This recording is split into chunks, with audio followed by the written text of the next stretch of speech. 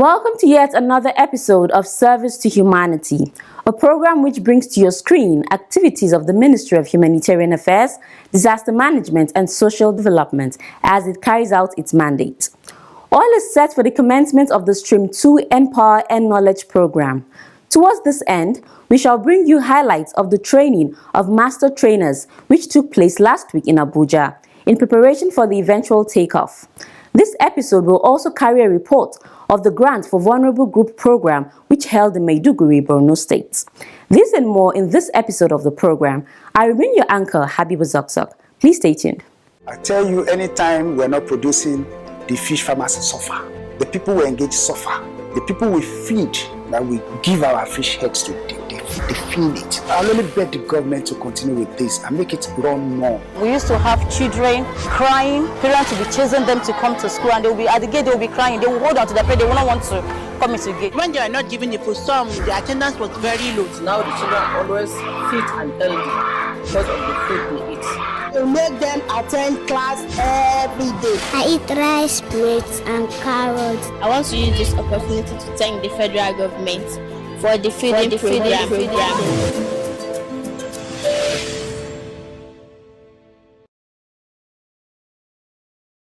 We begin with Management Diary with news from the ministry and her agencies. In our lineup, Minister flags off grant for vulnerable groups in Imo State, just as Federal Executive Council approves National Emergency Flood Response Plan. Stay tuned for details.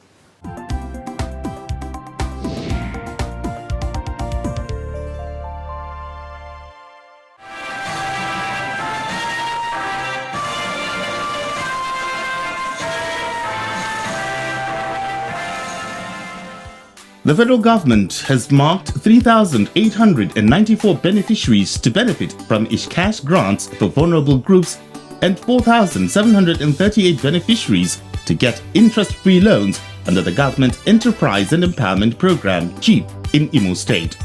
Beneficiaries of the cash grants for vulnerable groups are to receive 20,000 one-off cash grant, while those of the Government Enterprise and Empowerment Program will receive loans ranging from 50,000 to 300,000 for farmers, petty traders, widows and youths.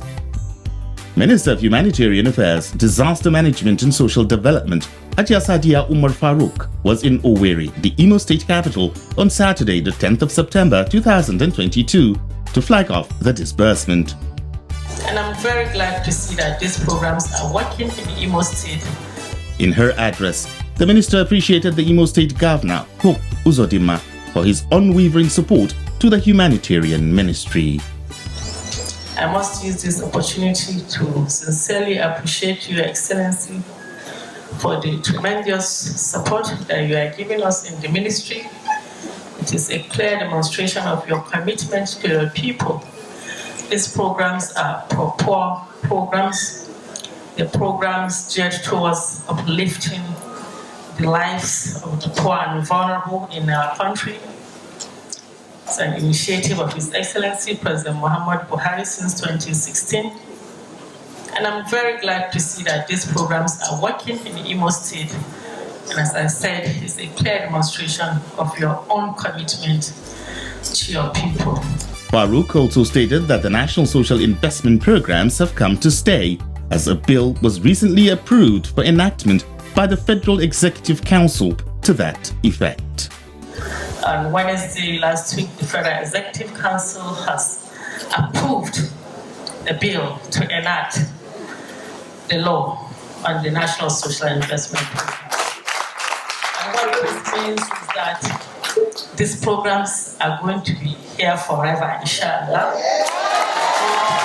They're going to be sustained. And hopefully, when APC government comes back to power, we will see more and more of these very laudable programs.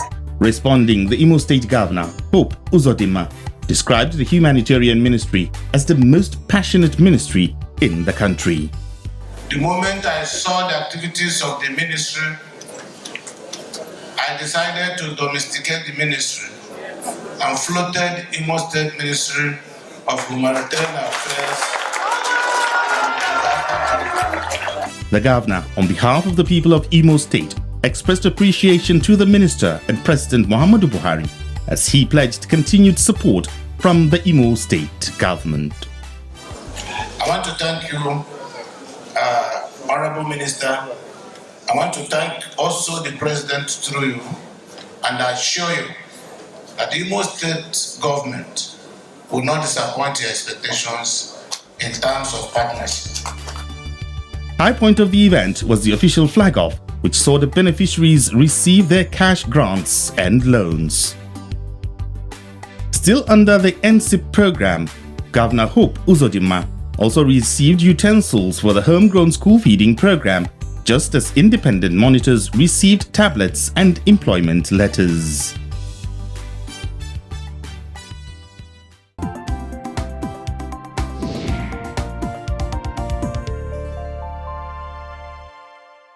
The Federal Executive Council has approved a nationwide flood emergency preparedness and response strategy in Nigeria. According to the federal government, the plan would increase resilience and offer efficient response strategies to lessen the impact of flooding on Nigerians. The Minister of Humanitarian Affairs and Disaster Management, Sadiya Umar Farouk, who announced the approval, urged all states and operational players to put the plan into action in order to advance national development. Approval for the National Flood Emergency Preparedness and Response Plan comes following news of numerous flood-related deaths.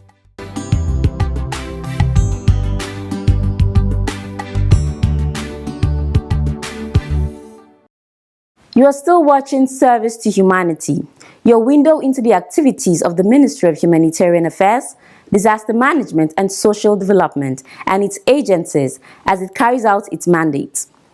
Beneficiaries of Stream 2 of the Empower and Knowledge program are about to be onboarded for their in-house training. To that effect, master trainers who will in turn train these beneficiaries converge in Abuja for training to prepare them for the process. Our crew was in Abuja to bring us the story of how the training went. Keep watching.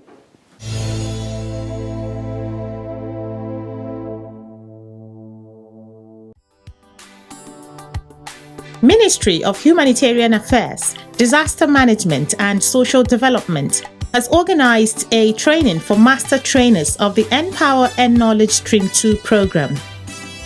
The master trainers were drawn from different parts of the country and belong to partner vocational institutions. They are expected to conduct the training of the beneficiaries of the Empower and Knowledge program in the 6 geopolitical zones of Nigeria for a period of 3 months. Interacting with the national team lead of the Empower, Nsikak Okon, he shed more light on the training. What we are doing here is one of the milestones training program for Empower as a whole.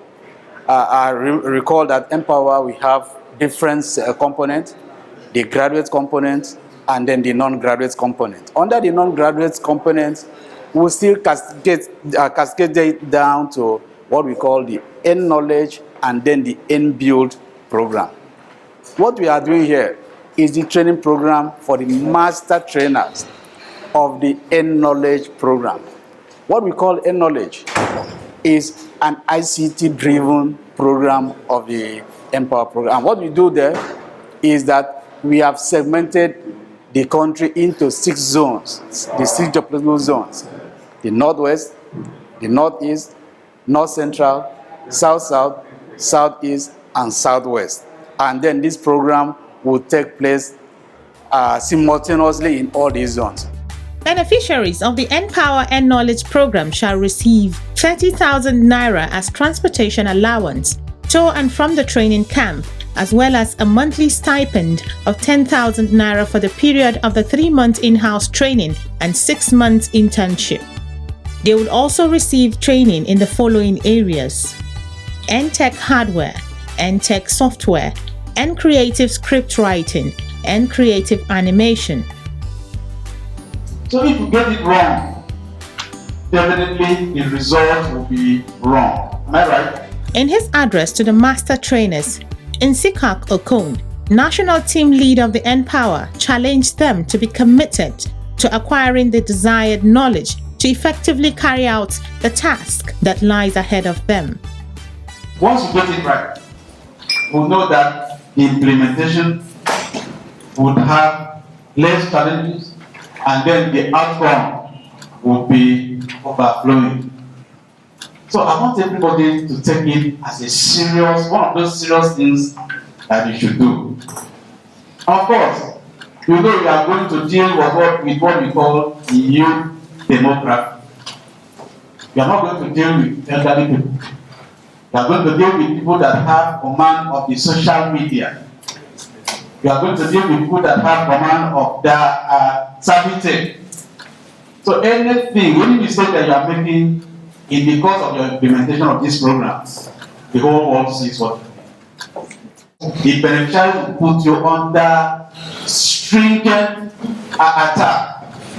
I'm telling you, we are not dealing with market women. We are dealing with you. Most of them are graduates, but they feel they want to take this program as one of the best programs for them. One area the master trainers received training was on the End Knowledge Program curriculum, which was facilitated by Abdullahi Oshoke, personal assistant to the national team lead of Empower. He tells the master trainers what is expected of them at the various training centers they would be assigned to manage. You have to, as the training manager, you have to receive them in the training camp. You are the best point of contact. The best point of contact. So every trainee will come forward with a deployment letter. The deployment letter will carry the training venue. Take for instance, Oshoke Abdullahi, NTech software posted to Public Service Institute of Nigeria. And Oshoke Abdullahi is expected to come forward with a valid piece of identification and of course the deployment letter. So you are the TSB, you are required to carry out what we call physical verification. Ibrahim Baku, Special Assistant to the Humanitarian Affairs Minister on Monitoring and Evaluation, was facilitator for the monitoring and evaluation training, which they are expected to carry out across the national, state, and local government level. At the national level, we mostly go out on quarterly basis. So we go to each and every state and we select LTS at random, and we normally visit the PPS, we call it Place of Primary Assignment, and the centers one of those Place of Primary Assignment. And at state level, this is being carried out by the staff of the ministry, and then at state level we have the non-governmental organization and the civil society organization that are assisting us in doing that. So at the LTA level we have the independent monitors. That is we engage them directly from the ministry. We have 7,500 of them currently in almost each and every LTA, and they report to us. Ibrahim Baku speaks on the expectations from the training. They are expected to build skills and then creativity of the beneficiaries. So we are expecting that those beneficiaries are carefully selected based on their area of interest, and the same thing with the master trainers as well. So we're expecting them to deliver on that area they specialize, and then to so that the program will achieve the maximum benefits. Some of the master trainers also shared their thoughts on the End Knowledge program. I see that the program is one of the package of the Empower that will really take millions of Nigerians from the streets, because I see it to be a chain reaction. A chain reaction in the sense that if the beneficiaries really learn from what is going to be impacted to them, it will reflect down to the common people on the streets, and it will really turn around our economic fortunes and our socio-economic development in this country. In times such as this, where a lot of young people are unemployed, there's no better time than for now for the ministry to come up with a program that can upskill these young people to be able to help them position for the global economy. Where's the world going to right now? I mean, if we get them ready for skills such as end skills, such as animation, script writing, we can better position them to represent Nigeria, not just here, but also on a global scale.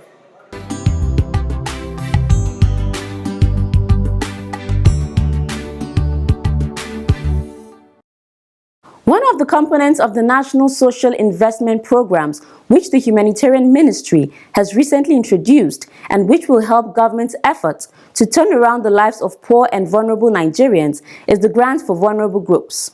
Like we saw in the news, the Honorable Minister of Humanitarian Affairs, Hajiya Sadiya Umar Farouk, has been going around flagging off the disbursement in various states of the Federation. Tonight, we shall take you to Maiduguri, the Borno State capital, where she recently flagged off the program. Don't go away.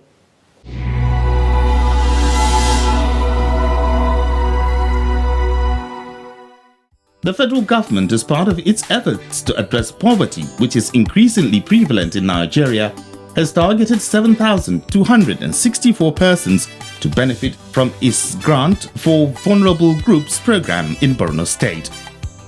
The Minister of Humanitarian Affairs, Disaster Management and Social Development, Hajiya Sadiya Umar Farouk, announced this at the flag-off event in Maiduguri, the Borno State capital.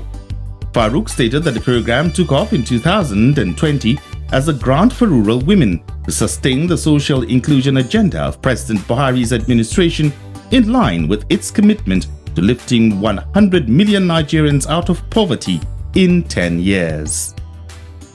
The GVG was designed to provide a one-off grant, a cash grant of 20,000 naira to some of the most poorest and most vulnerable Nigerians in rural and peri-urban areas across the 36 states of the Federation and the Federal Capital Territory. And this is to empower the beneficiaries to improve their productivity and their commercial activities, mainly aimed at easing them out of poverty. The minister revealed that President Buhari has directed a high rate of inclusion of women, persons with disabilities, and senior citizens in the state amongst the target beneficiaries across the 27 local government areas of the state. This is one of the highest slots in the country because we acknowledge the impact of insurgency and the large volume of IDPs in the state. President Muhammad Buhari, through his deliberate social inclusion agenda, has directed that 70% of these beneficiaries was women, while the remaining 30% is for the youth. He also directed that at least 15% of the total number of beneficiaries must specifically be allocated to citizens with special needs, including persons with disabilities, and also our senior citizens in the state. The minister, who noted that the target of the grant was to increase the income and productive assets of the beneficiaries, said they were expected to use the grant to improve their productivity, create wealth, generate employment, and improve their living standard. Governor Babagana Umara Zulum, while appreciating the federal government for its sustained support to Borno State, stated that the inclusion of persons with disability and aged persons was a laudable decision. Zulum, who was represented by his Chief of Staff, Professor Isa Marte, said the state government on its part had spent billions in supporting vulnerable persons, particularly in rural areas, adding that the measures had gone a long way in frustrating the recruitment drive of insurgents in rural areas. Not only in the state capital, but also in all the 27 local governments. And whenever His Excellency goes there, all what he does is identifying the vulnerable people, identifying the poor, and those are the ones getting most of the attention. So that's why, really, if you see in Borno State, the effects of Boko Haram, their drive to even recruit people has really decreased, because you go to the local governments, the people have food to eat. And even the ones that we have relocated to their ancestral homes, now they have things to do, they farm. Earlier, Borno State Commissioner, Ministry of Women Affairs and Social Development, Hajia Zuwaira Gambo, thanked the federal government for such intervention, describing it as a far-reaching initiative. On behalf of the entire women of Borno, we want to acknowledge these beautiful interventions by the federal government through the Ministry of Humanitarian Affairs. These are far-reaching initiatives that are of enormous benefit to our women, who indeed are the most vulnerable.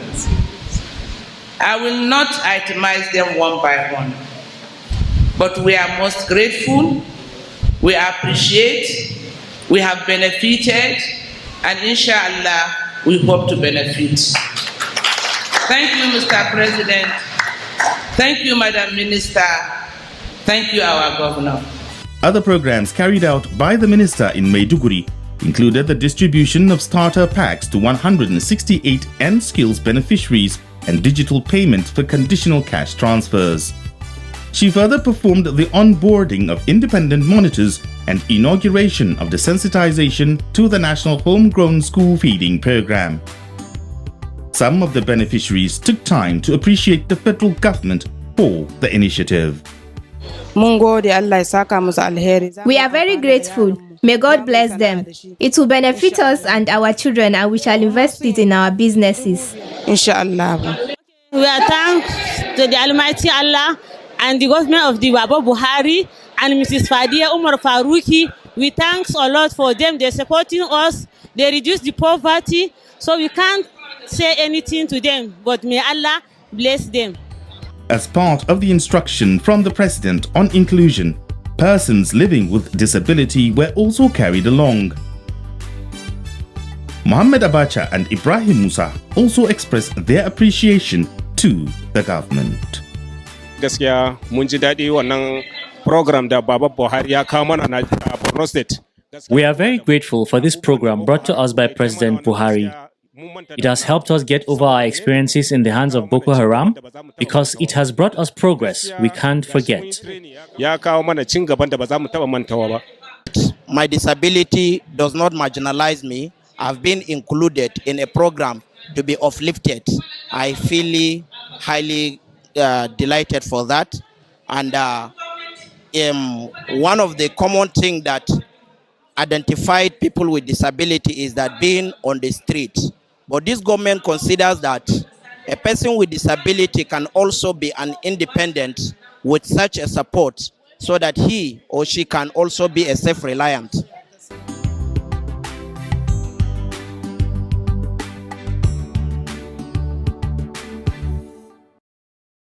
Kudos to the Humanitarian Ministry for its implementation of the National Social Investment Programs, which have continued to put smiles on the faces of Nigerians. Support can come from stakeholders through the passage of the bill to institutionalize the program. On that note, we draw the curtains of this week's episode of Service to Humanity. Feel free to send in questions and suggestions to any of our social media platforms or drop a message on the ministry's page on Facebook or Twitter. Until I come your way again next week, good night.